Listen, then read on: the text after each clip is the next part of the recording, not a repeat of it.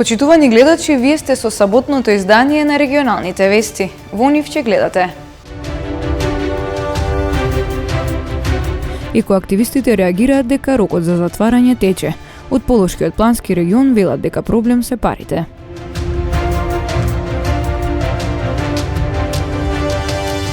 Како Игор Шајновски од Струга се соочува со говорот на омраза кон лицата со попреченост. Тој е рекордер во продажба на списанијата лице в лице.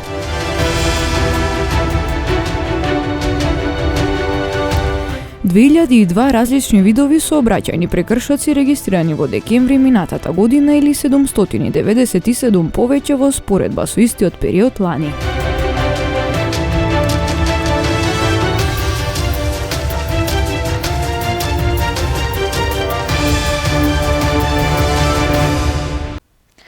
Јавното претпријатие кое треба да стопанисува со депонијата Русино се уште не започна со работа.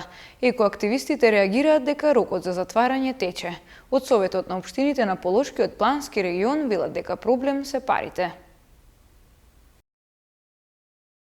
И по една година од формирањето, регионалното јавно претпријатие Русино Полок се уште не започна со работа.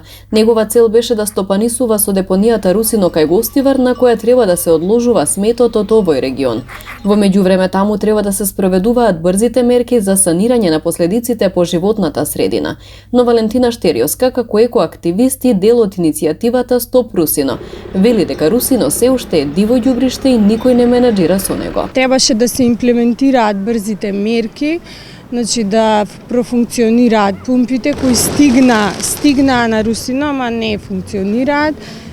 Требаше да се собира исцедокот во бунарите, да профункционираат каналите, да почне да работи предпријатието. Меѓутоа се тоа уште само че. Тетовскиот градоначалник Билјалка Сами, кој е нов председател на Советот на општините на Полошкиот плански регион, вели дека административни проблеми го кочат функционирањето на предпријатието, односно проблем се парите кои треба да ги уплатат општините. Требаше некои процедури тендерски вработувања да се направат, а за тоа требаше финансиски средства за кои се договориме сите општини во Полошкиот регион до депонијата да пренесат околу 100.000 евра која беше сумата предвидена од меѓународните експерти за да се направат и основни поставки за да се стави во функција депонијата Руси. Штериоска пак подсетува дека веќе измина една година од предвидениот рок за затворање и дислокација на депонијата Русино. Декември 2025 година треба да се затвори Русино, значи тоа беше ветено дека ќе се внесе во регионалниот план. И нас како еколози, тоа ни е најважно. Значи ние нема да попуштиме на тоа дека сега не профункционирало предпријатието, немало време за брзи мерки или имало ковид пандемија. Депонијата Русино со години ги труеше гостиварци. Честите пожари и чадот беа причини жителите од овој регион да организираат протести и блокади на патот, што резултираше со заеднички договор со надлежните за санација и изградба на стандардна депонија, а потоа и нејзино затворање. Како Игор Шајновски од Струга се соочува со говорот на омраза кон лицата со попреченост. Тој е вработен во организацијата Порака Нова од Струга и е рекордер во продажбата на списанијата лице в лице. Ова е Игор, познат во јавноста како лицето кое руши рекорди во продавањето списанија лице в лице. Игор Шајновски е лице со Даунов синдром, од Радожда Струга. Тој е дел од организацијата Порака Нова, чија цел е несебична поддршка на лицата со попреченост и нивните семејства. Игор ни кажа како дошол до организацијата Порака Нова, во која е веќе вработен од 2020 година. Тој стана првото лице со попреченост кое е вработено во организацијата од нејзиното основање пред 36 години. Јас сам во моето основно одделение во пограничната школа Димитар Олаков учев за, како што реков, со да биде човек пописмен, да се дојде она што кажува Степан, дека со педагогот Весна Шорошковска, таме беше како личен педагог,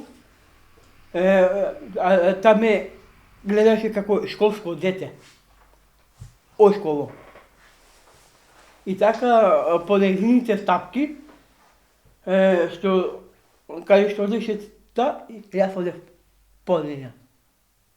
Одев по неја, почна тука идеше на, како што ги реков, курсевите, како таа што работеше тука, и јас наблегов по неја и ми беше како, плюс како личен ментор. И така тука најдов среќата. Негов ментор е Стефан Малески. Тој ги истакна задачите на организацијата и ја потенцираше соработката со Паблик како еден од нивните фокуси, со цел успешна продажба на списанијата лице в лице, а за празничниот период и продажбата на честитки. Продажбата ја реализираат и во компаниите низ Струга. Малески истакнува од Игор е вклучен во сите активности на организацијата како редовен вработен. Тој смета дека напорот на организацијата за инклузија на лицата со попреченост и нивната видливост се исплатил. Претходно продажбата одеше стихијно. Значи се продаваше онака кога Игор имаше време, бидејќи беше вработен во некои други фирми и во други компании. Продажбата одеше стихијно онака како што има време, но бидејќи неговото вработување не беше константно, ги менуваше своите работни места, дојдовме до идеја од 2020 година да развијаме бизнис план стратегија во која што со јасни цели и концепти успеавме да одвоиме, да ја структурираме продажбата, да добие една нова димензија и да можеме неговото стихијно и продавање на моменти и земање да биде организирано и да се обезбедат средства за негово вработување со целото пензинско здравствено осигурување. Тој момент го менторирам јас. Значи јас сум негов ментор и има јасни цели на целиот план. Значи точно се знае во понеделник са вајле кога доаѓаме на работа, значи правиме некоја пресек на продажбата на претходната недела, реферираме кон Паблик и кон нашите соработници партнерската организација. И после тоа ги правиме плановите за неделата. Значи, обично од понеделник до петок ни се, бидејќи јас имам обврски кон самата организација, се активности кои се одвиваат во Струга. А викендите, обично саботите и неделите, е структурирана продажба во Охрид. Стереотипите кои ги имаме во нашето општество беа малце на повисоко ниво. Сега пробуваме и како организација да ги разбудиме, односно да го покренеме нивото на запознавањето на попреченостите, за тоа како дека луѓето кои да ги запознаат луѓето со попреченост малку повеќе. 47-то бројче на лице в лице беше посветено на лажните вести и говор на омраза и се обидовме низ средните училишта да направиме дебати во кои и низ организациите да направиме дебати помеѓу младите, за да видиме какво е нивото на говор на омраза и лажни вести во општина Струга. Искрено, поминавме 4 прекрасни дебати, едната со училиштето Јахја Кемал, од кое сум премногу задоволен, бидејќи учениците покажаа големо знаење и големи техники на дебати, значи на начин на дебатирање беше тем на големо високо ниво и сметам дека говорот на омраза не можеме да го искорениме, но можеме да видиме двигатели и да извршиме промени за некои следни генерации да го има во помал процент. Честа појава е соочувањето со говор на омраза за лицата со попреченост, вели председателката на порака Нова Струга и специјален едукатор Сонја Маџоска. Најважна за овие лица е групната поддршка, истакнува Маџоска. Лицата со попреченост често наидуваат на говор на омраза, особено лицата кои што имаат интелектуална попреченост, може да кажеме дека не се секогаш свесни за тој говор на омраза, бидејќи обично се кажува зад грб, зацкриено, можеби понекогаш ќе се слушне, понекогаш не, можеби недоволно го разбираат, но сите ние кои што работиме со тоа, со нив, а и нивните семејства, често го слушаме тоа. Можеби ние како стручни лица не е толку болно за нас колку што е болно за семејството. Преку одредени, да речам, состаноци со родителите, често разговараме на таа тема. Тие меѓусебно исто така се поддржуваат и консултираат и таа групна поддршка им е многу важна, бидејќи на тој начин ги кажуваат меѓусебните проблеми, па се поддржуваат, нели, како и секоја група во општеството која што има проблем, сепак и ние сме тука да им помогнеме и мислам дека со преку одредени активности заеднички во самата организација, било да се тие и во училиште, било да се во некој центар, мислам дека подсвесно и свесно се зголемува нивната самодоверба и да се спротистават на некој начин свесно на целиот тој говор на омраза, го туркаат под тепих, односно на тој начин се учат да не реагираат на сето тоа, бидејќи сметаат дека со колку што имаат поголема поддршка од институции, организации, стручни лица, на тоа помалку реагираат. Значи, доколку се зголеми поддршката во општеството од страна на повеќе организации, па и медиуми, од страна на стручни лица, помалку реагираат и си имаат овие лица и нивните семејства поголема самодоверба на тоа воопшто да не обрнуваат внимание. Игор за новата 2022 година вети дека повторно ќе руши рекорди во продавањето списанија лице в лице. Во тек е реализација на проект за модернизирање на водоводната мрежа во Гостивар. Според проценката на локалната самоуправа, овој зафат е клучен за да се надмине проблемот со недостиг на вода за пиење. Целиот град и околните населени места на територијата на општина Гостивар ќе имаат доволни количини на вода, без прекини во водоснабдувањето. Резултатот треба да се постигне со проектот за модернизација на водоводната мрежа, чија втора фаза е во тек на реализација. Активностите предвидуваат изградба на 2 резервоари, повеќе нови линии со вкупна должина од околу 20 километри, како и замена на старите и дотраени водоводни цевки. Проектот финансиски е поддржан од КФВ банка и швајцарскиот државен секретаријат за економски прашања СЕКО, а кофинансиран од буџетот на локалната самоуправа. Веќе се градат 2 огромни резервоари, најголеми резервоари на вода во Република Македонија, и тоа едното е над село Здуње, кое што ќе ги покрива недостатоците на вода кои што ги има во село Дебреше, во село Здуње и во село Раве. Исто така другиот резервоар е во Горна Бањица, која што ќе ги покрива повеќе населби, Циглана, Фазанерија, Беловиште, Бањица, двете Бањици, така да и ова е скоро при крај.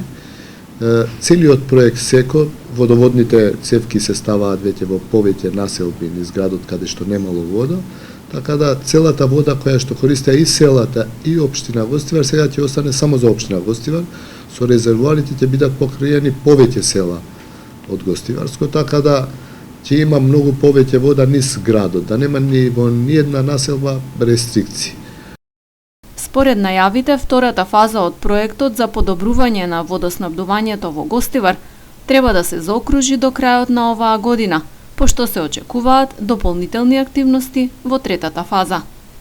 Граѓаните во погорните населби на Гостивар, некои села, како и повисоките катови во зградите, се соочуваат со недостиг на вода за пиење или многу намален притисок, особено во текот на летните месеци. Облачно време за празниците со појава на дожд на повисоките места и снег. Од Управата за хидрометеоролошки работи информираат и за намалување на дневните и ноќните температури. Повторно очекуваме појава на магливо и постудено време. Минималната температура во Тетово ќе се спушти до -1, а дневната ќе биде без поголеми промени и ќе го достигне 9 степен. Следува период на променливо облачно време, значи ќе има промена на времето, ќе има зголемување на облачноста на секаде и ќе има повремени локални врнежи од дожд, кои што заради заладувањето и во некои повисоки места ќе преоѓаат во врнежи од снег. Дневните температури ќе бидат во опаѓање, така да во сабота ќе бидат од 5 до 11, во недела од 6 до 11, додека во понеделник од 5 до 10 степени. Минималните температури заради облачното време и врнежите ќе бидат насекаде над нулата. Значи, за време на престојните празници не очекува променливо облачно и постудено време со повремени врнежи од дожд, кои што на повисоките места и на планините ќе преоѓаат во врнежи од снег. Физички напади, приведување поради марихуана и кражба. Ова се настани во Тетовско-гостиварскиот регион, регистрирани изминатите 2 дена во полицискиот билтен. И во изминатите празнични денови, полицијата во Тетово и во Гостивар евидентира настани од црната хроника. На 7 јануари, половина час после полнок во Групчин, полициски службеници на СВР Тетово лишиле од слобода 2 лица на возраст од 19 години, од джепчиште и од порој, затоа што физички нападнале и со возило Volkswagen Lupo удриле полициски службеници кои извршувале службени дејствија. Тие биле задржани во полициската станица и по целосно документирање на случајот ќе следи соодветен поднесок. Исто така, ноќта на 7 јануари околу 2 часот по полнок во Тетовска Волковија, полициски службеници лишиле од слобода 22 годишен жител на Гостиварско Чегране, кај кого биле пронајдени марихуана и ризла. По целосно документирање на случајот, против него ќе биде поднесена пријава. На Тетовското подрачје регистриран е и случај на семејно насилство. На 6 јануари, полициски службеници лишиле од слобода 25 годишно лице од Тетовско, затоа што во семејниот дом физички ја нападнал неговата 30 годишна сопруга. По целосно документирање на случајот ќе биде поднесен соодветен поднесок, соопшти МВР.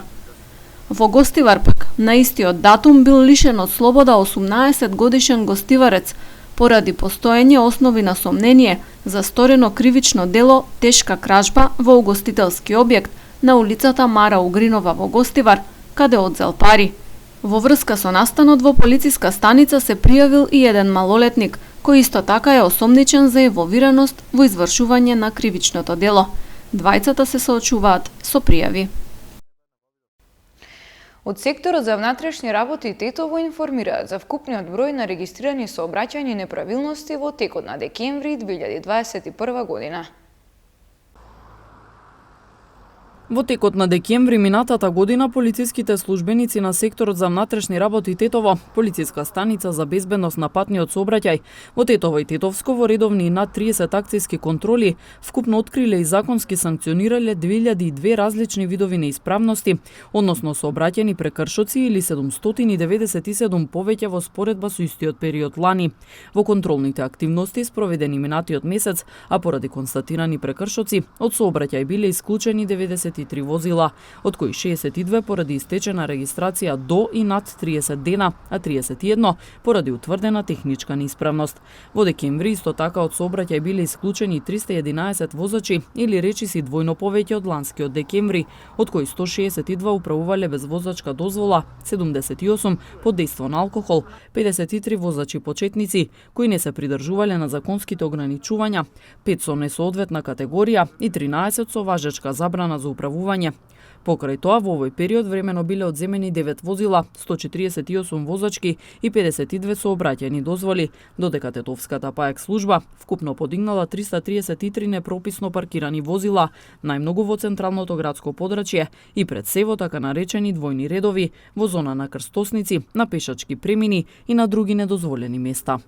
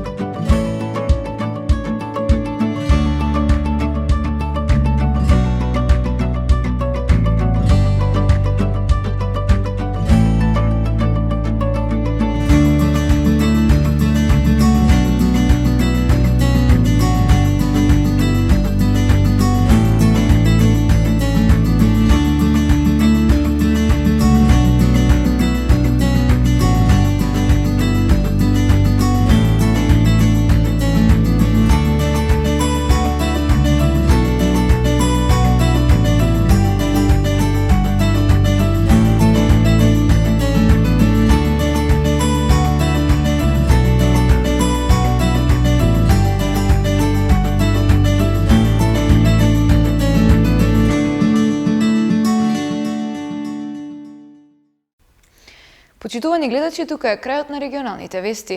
Имајте пријатен празничен викенд.